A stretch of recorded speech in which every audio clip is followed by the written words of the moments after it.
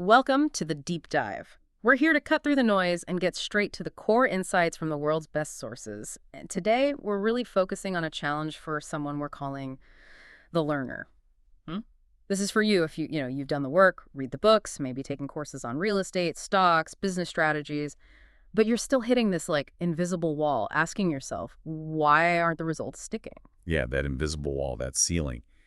That's precisely what we're digging into today. We're looking at that missing link, between wanting success and actually consistently achieving it. If you feel like you've got all the external stuff down, the tactics, the strategies, but things just aren't clicking long term, our sources really suggest the issue isn't the strategy itself. It's deeper. It's the internal programming. Okay, so the outer laws, I think we get that, like the technical know-how, tax codes, reading a balance sheet, marketing stuff, the mechanics, but you're saying there's this whole other layer. Exactly. It's a duality, right? Yeah. The world works on these two levels. You absolutely need the outer game, but you also have to master the inner game. The outer laws are the what to do. The inner laws, that's the who. Your character, your automatic thought patterns, your core beliefs about money, about whether you even deserve success. And if that inner part isn't aligned, well, all the outer knowledge in the world, it just sits there. It doesn't activate. There's a great quote from our sources on this. It's not enough to be in the right place at the right time. Right. You have to be the right person in the right place. The right person first. Okay. And that blueprint for who we are, it's subconscious, this financial blueprint idea. That's it. It's like this preset program running in the background, influencing every single financial choice you make, often without you even realizing it. Right. So if that internal setting, that program, is tuned to scarcity or just enough, well, anytime you actually get ahead, maybe a bonus or a windfall, you'll subconsciously find ways to get rid of it, to get back to that programmed level. Which brings us straight to that financial thermostat analogy. It explains so much, especially when you see people get sudden wealth. Oh, definitely. Think about the classic lottery winner story.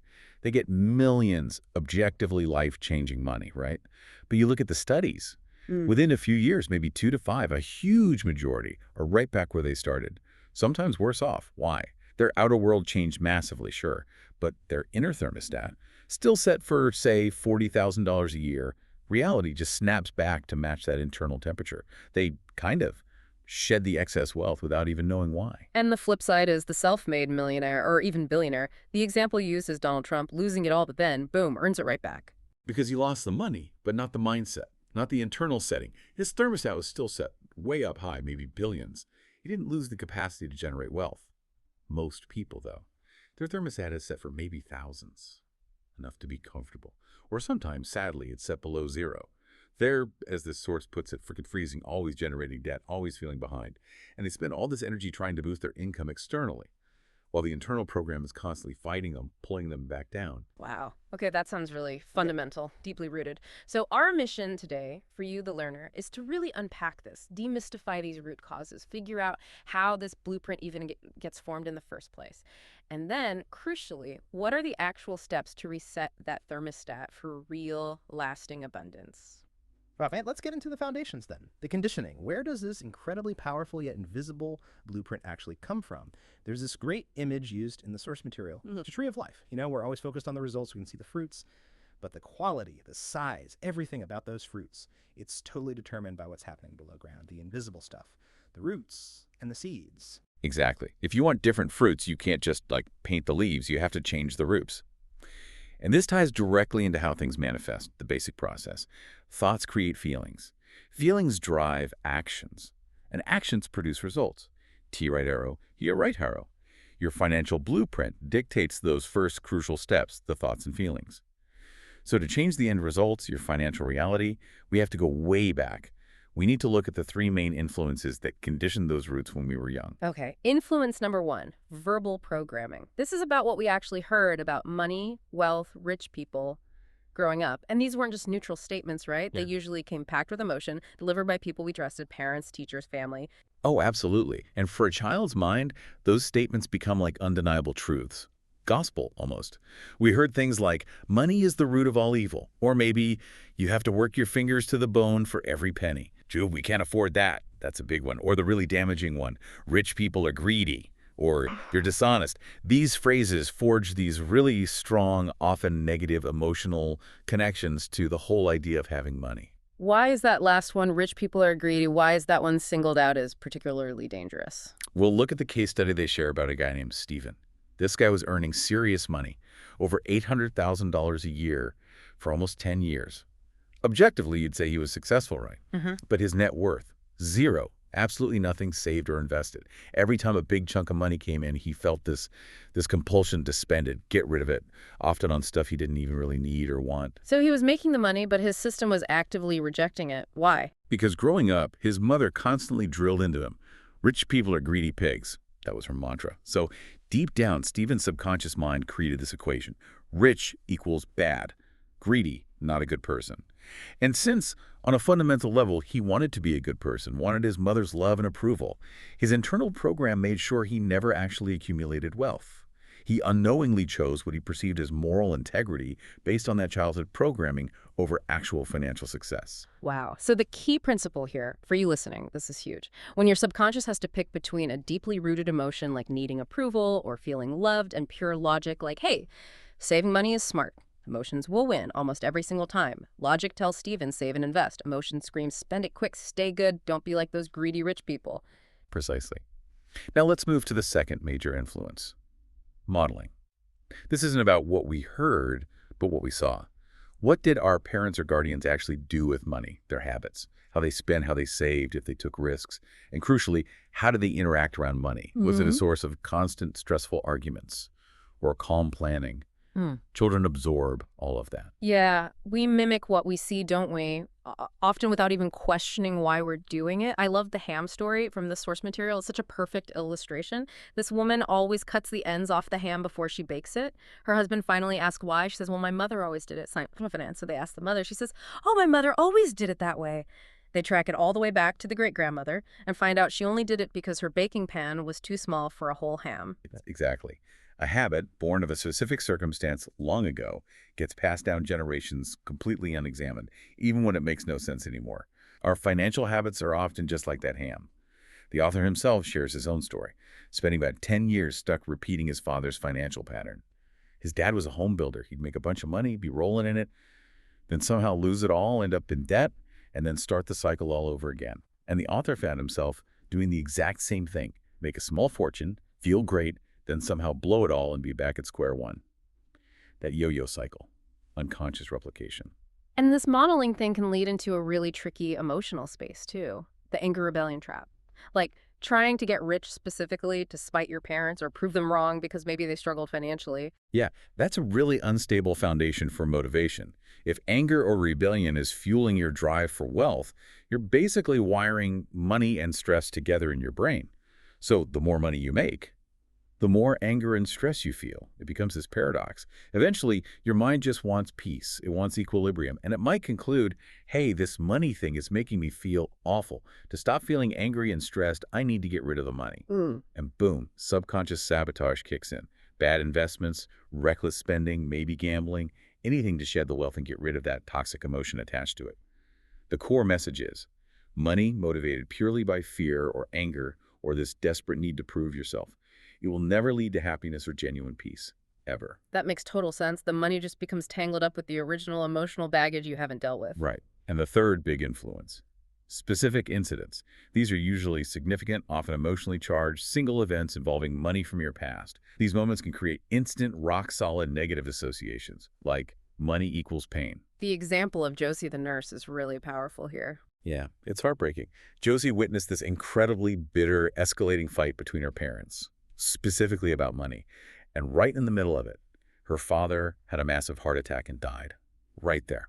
So for Josie, the subconscious connection was immediate, absolute, and terrifying. Money, arguments, pain, death. No amount of financial education later in life could override that deep-seated fear. She became a successful nurse, made good money, but every time her bank balance started to grow, she'd feel this rising panic, this echo of that pain, and she'd spend it all, just to make the feeling go away, keeping herself at net worth zero to feel safe. And the author's wife's quarter story that shows how even seemingly smaller incidents can set up these conflicting beliefs, too. Absolutely. Less traumatic, but still impactful. When she was little, her mom would always say, money. Go ask your dad. Dad's got all the money. So she'd go to her dad, and he'd give her a quarter for ice cream. Simple enough, right? Yeah. But it taught her two core beliefs. 1, men hold all the financial power. 2, money is for immediate pleasure, like ice cream. Her husband, the author, learned totally different lessons. Money meant freedom, security, something to accumulate. So when they got married, you had these two completely different, conflicting money blueprints clashing constantly. Immediate pleasure versus long-term accumulation.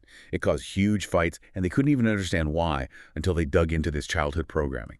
Okay, so these examples really drive it home. Our deepest beliefs about money are usually just inherited. They're often illogical, and they definitely didn't originate with us. So for you listening, you the learner who's maybe recognizing some of this, how do we actually start to revise this blueprint? How do we perform the surgery, so to speak? Right, this is where the 4 elements of change come in. This is the active reconditioning process. It's a deliberate 4-step approach. Step 1, awareness. You just have to notice it first. Start paying attention to your thoughts, your feelings, your automatic reactions around money. What pops into your head when you see someone successful? Or when you think about investing? Ask yourself, is that thought actually mine? Or just an old recording? Step 2, understanding. Trace that thought or feeling back. Where did it come from? Was it something your mom always said? Something you saw your dad do? That specific incident, realizing it came from outside of you, is key. It wasn't inherently part of you. Step 3, disassociation. This one's really powerful. You consciously separate that old thought pattern from who you are today. You literally say to yourself, internally or even out loud, okay, that was the programming I received back then. That's not who I choose to be now. This isn't me. You cut the cord. You take away its power over your present identity. Step 4, reconditioning. Now you install the new software. You consciously choose and declare new, empowering beliefs, the wealth files we'll talk about. This is done through repetition, through powerful declarations, like stating firmly, what I learned about money was their way. I choose my way now. That disassociation step feels critical. It reframes it, doesn't it? It's not me being bad with money. It's me running an old program I didn't choose, and I can choose a new one. Exactly. It shifts you from being a victim of the programming to being the conscious creator of your new financial reality. Okay, so we've laid the groundwork. We understand the conditioning. We have a process for change. Now we need the replacement software, the new programs. Let's dive into part 2, the wealth files. These are the core mindset differences, the specific ways rich-minded people think differently from poor or middle-class-minded people. And file number 1 is absolutely fundamental, taking responsibility versus playing the victim. This is ground zero. Rich-minded people operate from this deep belief. I create my financial life. The results I get, good or bad, are ultimately down to me. People stuck in poor or middle-class thinking, however, often unconsciously adopt the role of the victim. They deflect responsibility for where they are financially. And the sources point out 3 really clear warning signs, 3 clues that someone's stuck in victim mode. These habits basically guarantee you stay stuck. Clue number 1, blame. The blame game, yeah. It's always someone else's fault. They blame the economy, the government, taxes, their boss, their spouse, their business partner, maybe even their parents for their upbringing. The problem with blaming is it completely disempowers you. If it's always their fault, then you have no power to change things. You're just passively waiting for the external world to fix your problems, which, spoiler alert, rarely happens. Right. Clue number 2 is justifying. This is where people rationalize their situation, often with phrases like, well, money's not really that important anyway. This justification is a defense mechanism, but it's incredibly damaging. Look, try telling your landlord or the grocery store that money isn't important. See how far that gets you. Money is critically important in the areas where it works. Is it more important than love or health? Of course not. But it impacts almost every other area of life: housing, food, education, healthcare, experiences. Rich people understand this. They know money is a tool. And frankly, as the source says, anyone who insists money isn't important usually doesn't have any. Oof. That's blunt, but probably true. Okay, and the third clue, which sounds maybe the most toxic, is complaining. Complaining is like putting out a cosmic welcome mat for more things to complain about. It's focusing all your energy, your attention, your vibration on the negative. And the universal law is what you focus on expands. So if you're constantly complaining about lack, about problems, about how unfair things are, you're literally attracting more lack, more problems, more unfairness into your life. The source calls complainers living, breathing crap magnets. It's harsh, but it highlights the self-defeating nature of it. For many, complaining is just a habit, almost a default setting. So if someone listening, if you recognize yourself maybe complaining more than you'd like, what's the immediate fix, the action step? There's a really powerful, simple exercise recommended. Go on a complaint fast. Try not to complain, not out loud, not even silently in your own head for 7 days straight. If you catch yourself starting to complain, just stop. Acknowledge it, maybe make a note, and redirect your thoughts. Most people are absolutely shocked at how hard this is initially, and how often they normally complain without realizing it. But sticking with it, even for a week, can start to shift your energy, and you'll likely notice more positive things starting to show up. Okay, that's a challenge worth taking. And the bottom line for this whole victim versus responsibility file. Simple. There's no such thing as a truly wealthy victim. It's an oxymoron. Victims often crave attention, and they sometimes confuse that attention with love or significance. So subconsciously, staying broke or struggling keeps them in that role where people feel sorry for them, pay attention to them. You have to choose. Do you want pity or do you want power and wealth? You can't really have both. Choose power. Got it. Okay, let's move to Wealth File 2. Thinking big. This is about the actual size of your goals, your ambition. Exactly. It's about the scope. Poor-minded people often aim just high enough to maybe pay the bills or survive till the next paycheck. The middle class tends to aim a bit higher for comfortable. That's the big buzzword for the middle class, rich-minded people. They aim for massive wealth, abundance, making a significant impact they think much, much bigger. Now, comfortable sounds pretty good to a lot of people. What's wrong with just aiming for comfortable? Seems reasonable. Well, the source material actually calls comfortable a dangerous state, maybe even lethal to your potential. If your main goal is just to be comfortable, guess what? That's likely all you'll ever achieve. Just enough. Enough to get by without major stress, but probably never enough for true financial freedom or to really make a huge difference in the world or live out your biggest dreams. There's this little anecdote, use the chicken dinner idea.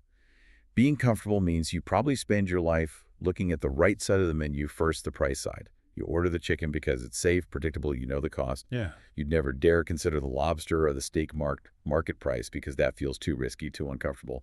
Comfortable keeps you ordering the chicken. Aim small, hit small. Is that the idea? Pretty much. It links directly to what the source calls the law of income. You get paid in direct proportion to the value you deliver according to the marketplace. If you think small, you tend to serve small. Example, you can be the best massage therapist in the world, but if you only work one-on-one with a few clients a week, your income's naturally capped no matter how skilled you are.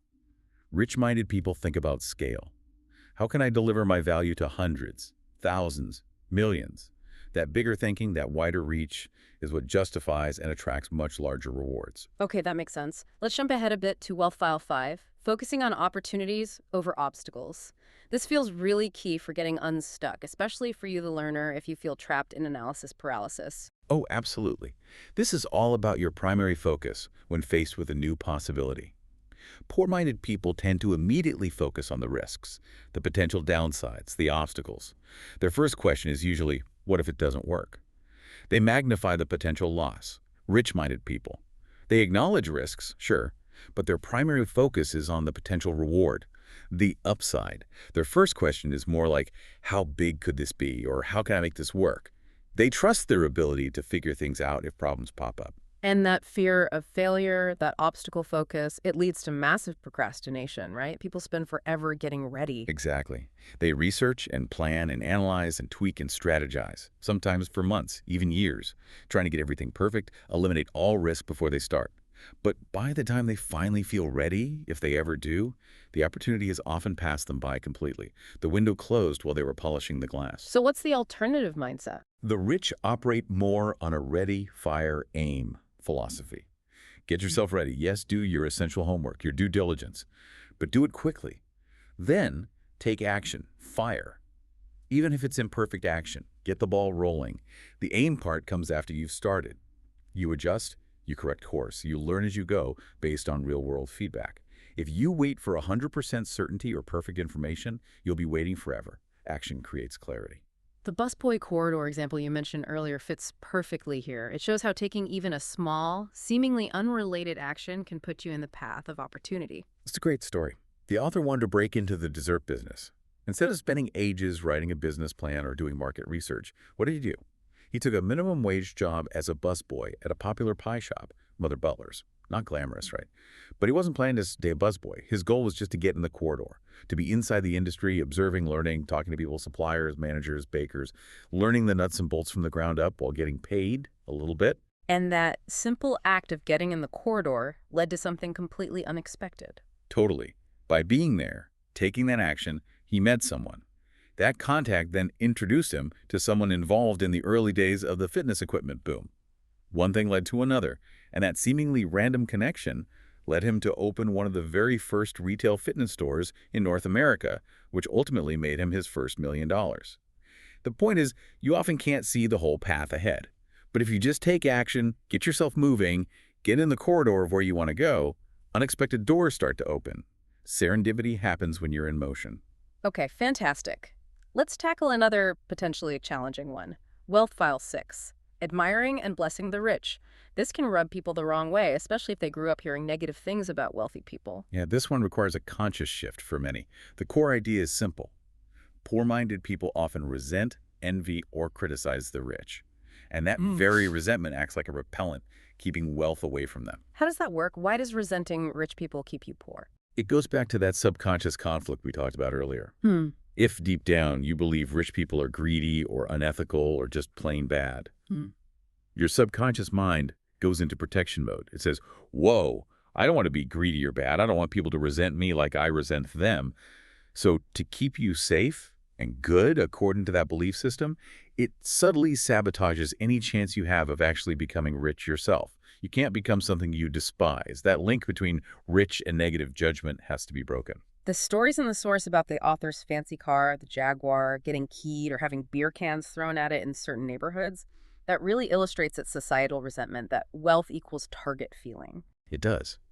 And that negativity isn't just external. We internalize it. Even the author admits catching himself having a flash of resentment toward actress Halle Berry when she signed a huge movie contract. His immediate thought was negative, judgmental about the amount. He had to consciously catch himself, literally say cancel in his head, and deliberately shift his thought to blessing her success, wishing her well. It takes conscious effort to override that programming. So for you listening, if you notice that pang of resentment or envy when you see someone successful, what's the practical thing to do? Practice the Hun of Wisdom. Bless that which you want. It's simple but profound. See a beautiful house you admire. Instead of feeling envy, consciously bless the house and bless the people who live there. See someone driving your dream car, bless the car and bless the driver. Admire a successful business, bless the business and its owners. What you're doing is retraining your brain. You're associating wealth and success with positive energy, admiration, blessing, love. This tells your subconscious, hey, being wealthy is okay. It's good. It attracts blessings. So when you eventually become wealthy, your mind is open and ready to receive it positively instead of pushing it away. That's a powerful reframe. Okay, one more from this section, Wealth File 12, Thinking Both. This tackles that scarcity mindset directly. Yeah, this is a big one. Poor and middle-class thinking often gets stuck in an either world. You can have a successful career or quality time with your family. You can make a lot of money or be happy and fulfilled. You can be charitable or wealthy. It's always a choice, a trade-off. Life is seen as a limited pie. Rich-minded people operate differently. They reject false dichotomies. They aim for both. They ask, how can I have a thriving business and a great family life? How can I be wealthy and happy and generous and spiritual? They look for ways to integrate, not choose between. And part of this comes from how they view money itself, right? Not as this finite thing that gets used up. Exactly. The source uses the money circulation example. Think about a single $5 bill. In one day, maybe it goes from you to the coffee shop, then the barista uses it to pay for gas, the gas station owner uses it to tip the attendant uses it to buy lunch, the cafe owner uses it to pay a supplier. That one $5 bill might have facilitated $25 or more worth of value exchange in a single day. It wasn't used up at the first transaction. It kept circulating, creating value for multiple people. Rich people understand this flow. They see money not as something to just hoard, but as energy to be circulated through spending, investing, donating. The more you have, the more value you can potentially circulate and create for others. It's not a zero-sum game. And this both thinking really dismantles that old unhelpful myth that you can't be like a good, kind, spiritual person and also be wealthy. In fact, having more resources often allows you to express those positive qualities on a much larger scale. Precisely. Being kind, generous, loving, spiritual. That comes from your character, from your heart and soul. It has absolutely nothing to do with the size of your wallet. If anything, more resources give you more opportunity to be generous and make a positive impact. Right, we've reprogrammed the mindset, installed the wealth files, But mindset alone isn't enough. We need the practical application, the systems. Let's get into part 3, starting with Wealth File 13. Focusing on net worth, not just working income. Yes, this is a massive differentiator. Ask someone with a poor or middle-class mindset about finances, and they'll likely talk about their salary, their hourly wage, their working income. How much do you make? Is the standard question. Ask someone with a rich mindset, and they're focused on net worth. That's the real scorecard of wealth. Net worth is simply everything you own, your assets, minus everything you owe, your liabilities. Income is obviously part of the equation, but it's not the whole picture. You could earn a huge salary, like $300,000 a year, but if you spend $300,000 or more, your net worth isn't growing, you're just spinning your wheels financially. Yes, exactly. Rich people understand that building true wealth requires managing all 4 factors of net worth. The Force calls them the 4 bus wheels. You need all 4 wheels turning to really move forward. Poor middle-class folks usually only focus on the first one. Wheel number 1, increasing your income. Yes, important. Got to have fuel coming in. Wheel number 2, increasing your savings. This is absolutely critical. You have to keep some of the income. People who live paycheck to paycheck, often with the motto, it's only money, will never build wealth. Saving is the gap between your income and your spending. Wheel number 3, increasing your investment returns. This is making your savings work for you, getting your money to generate more money through stocks, real estate, businesses, etc. And wheel number 4, the often overlooked one, simplification. This means consciously decreasing your cost of living, lowering your overhead. Simplification. That sounds a bit counterintuitive again. Doesn't that clash with thinking big, aiming for abundance? Not necessarily. It's not about depriving yourself long term.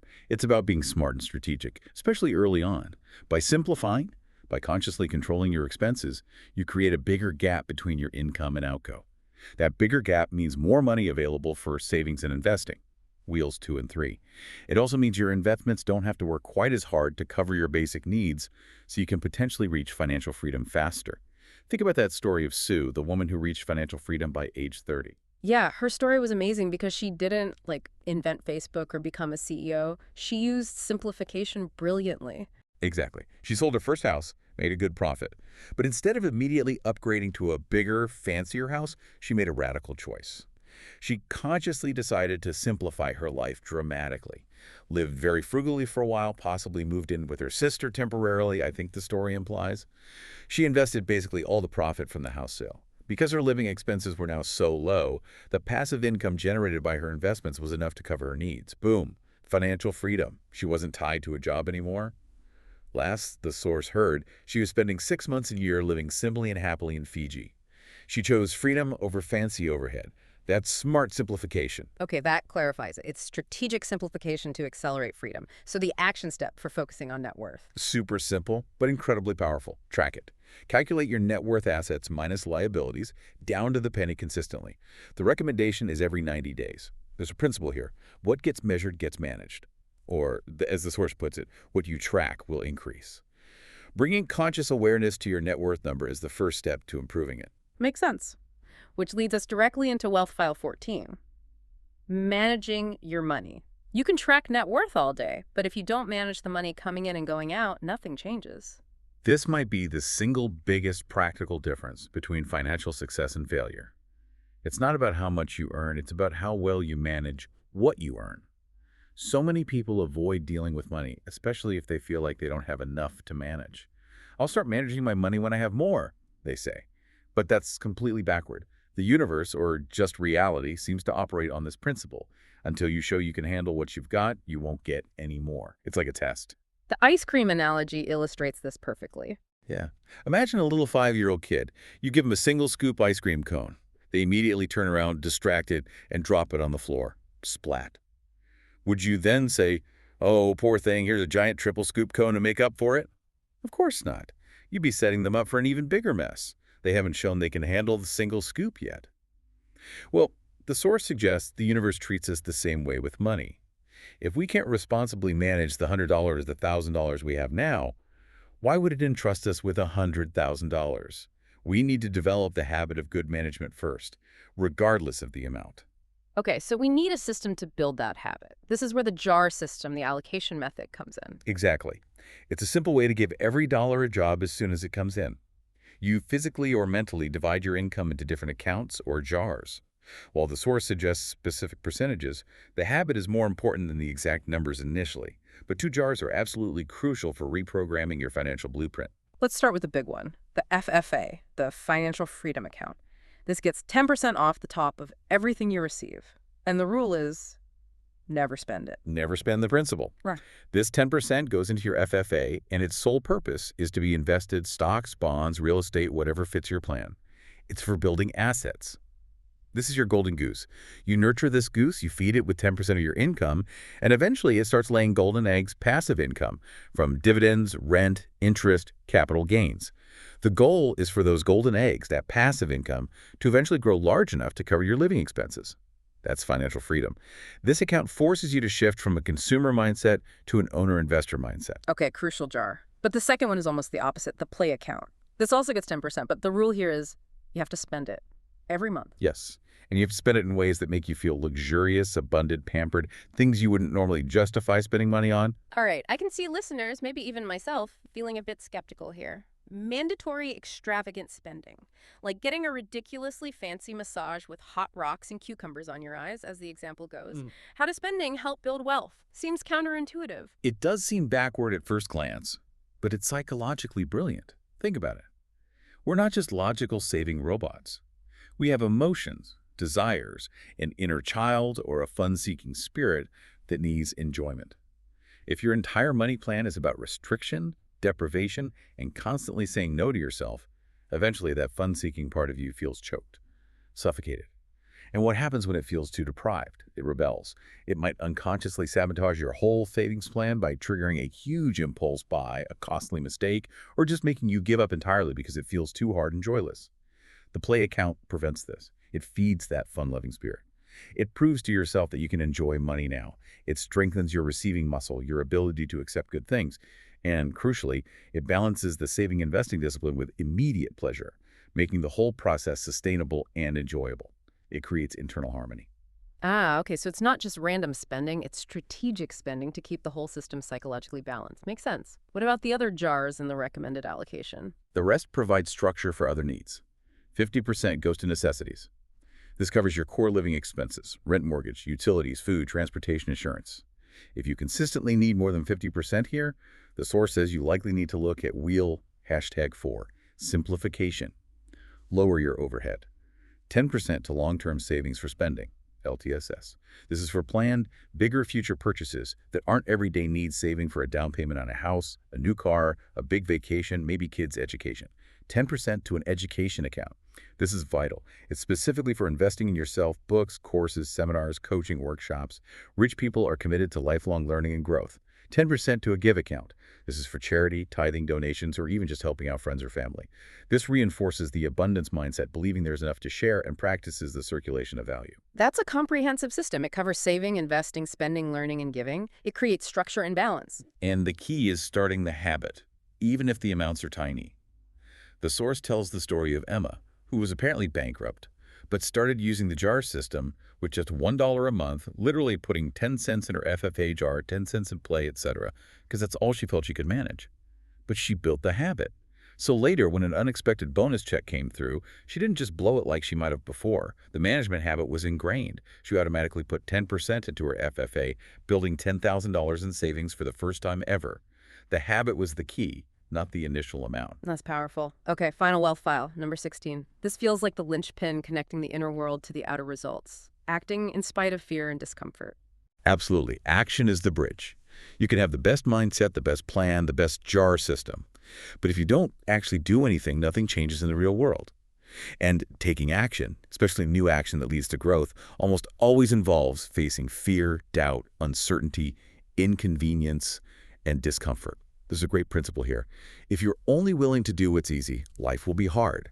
But if you are willing to do what's hard, life will be easy. Getting rich, building something significant, requires stepping up and doing things that feel uncomfortable. We really do cling to our comfort zones, don't we? We do. Your current reality, your income level, your job, your habits, that is your comfort zone. It feels familiar, safe, predictable. But if you want to get to, say, level 10 success, and you're currently at level 5, you absolutely must be willing to step outside that level 5 comfort zone and move through the uncomfort zone to get there. Comfort is the enemy of growth. Staying comfortable might feel nice in the short term, but it kills opportunities, ambitions, and potential. The source states bluntly, nobody ever died of discomfort. But living solely in the name of comfort has probably killed more dreams and million-dollar ideas than lack of money ever did. We have to actively, intentionally push those boundaries. And what about the mental noise that comes with stepping out? The fear, the what-ifs, the negative self-talk. That's where mind management becomes crucial. Remembering that you are not your mind. You have a mind. It's a tool, but it's not you. You are the observer of your thoughts, the programmer, not just the program running. We need to develop the skill of watching our thoughts without getting swept away by them, especially the fearful or negative ones. And this goes beyond just positive thinking, which sometimes feels like just papering over cracks or pretending problems don't exist. Right. So what's the distinction the source makes between basic positive thinking and what it calls power thinking? Power thinking isn't about ignoring reality or chanting affirmations you don't believe. It's about consciously choosing empowering interpretations and beliefs. It starts by recognizing that most events are neutral. They don't have inherent meaning until we assign meaning to them. A setback isn't inherently bad, it's just an event. Positive thinking might say, oh, it's fine, nothing went wrong, even when it clearly did. Power thinking, on the other hand, acknowledges the event, okay, this happened, this challenge is here, but then consciously chooses an empowering perspective. This is neutral feedback.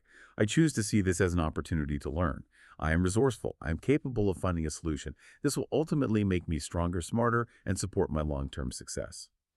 It's an active, conscious training of the mind to override old, disempowering scripts and choose thoughts that fuel positive action. Wow. Okay, this has been incredibly comprehensive. A real deep dive into the sort of hidden architecture of financial success. If we try to synthesize everything we've covered, it really comes back to this core idea. Financial success isn't just about luck or external factors. It's a learnable skill, but it's primarily an internal skill first. It starts by understanding and then deliberately reconditioning your own financial blueprint. Exactly. And it requires understanding the fundamental order of creation, the order of success. Most people with poor or middle-class programming operate, consciously or not, on this sequence. Have right or adoro. Ira. They think if only I had more money, then I could do the things I want to do, like invest, travel, start a business, and then I would finally be happy, successful, secure. Which is completely backward, according to this framework. Totally backward. The rich and successful operate in the exact opposite order. Be idolo, prioritido. Focus first on being the right kind of person. Be disciplined. Be knowledgeable. Be resilient. Be resourceful. Be courageous. Grow yourself into the person capable of handling success. Then, from that state of being, you naturally do the right things. You take the right actions, implement the systems, manage your money well, and as a natural consequence of who you are being and what you are doing, you will inevitably have the results. You will attract and create the wealth. Success isn't really a what you pursue, it's a who you become. The having is just the inevitable byproduct. And that process of becoming that person, it demands that commitment to ongoing learning and growth we mentioned, investing in yourself, using that education jar, seeking out mentors, learning from people who are already where you want to be. Absolutely. Rich-minded people are constantly learning, constantly growing. They understand. They don't know everything. They're humble enough to learn from others, especially those more successful than themselves. Poor and middle-class mindsets often get defensive. They want to prove they're already right about things, even if their current beliefs are keeping them stuck. They prioritize being right over getting results, which leads to that really potent quote, "You can be right or you can be rich, but you can't be both." Sometimes you have to be willing to let go of being right about your old, limiting beliefs if you truly want to become wealthy. That's a powerful challenge. Okay, to wrap up this deep dive, let's leave you, the learner, with one final, quite provocative thought. It ties together all this work on mindset, character, and the being part. The source material makes a very stark statement about the relationship between money and character. It says that money doesn't actually change who you are fundamentally. It simply amplifies what's already there. Think about that for a moment. Really let it sink in. Money will only make you more of what you already are if, at your core, you are a kind, generous, ethical person. Then having more money will simply give you more resources and opportunities to express that kindness and generosity on a much bigger scale. You'll be more kind, more generous. But if deep down you're maybe a bit selfish, arrogant, or, let's be blunt, kind of a jerk, more money will just give you a bigger platform and more power to be an even bigger jerk. It amplifies the core traits. So the journey to creating wealth isn't just about financial strategies and techniques. It's fundamentally inseparable from the journey of personal growth, of self-improvement, of consciously working on becoming a better person, focusing on the being first. Your outer financial world becomes in many ways a mirror reflecting your inner development. And that ultimately is the true foundation of mastering the inner game of wealth.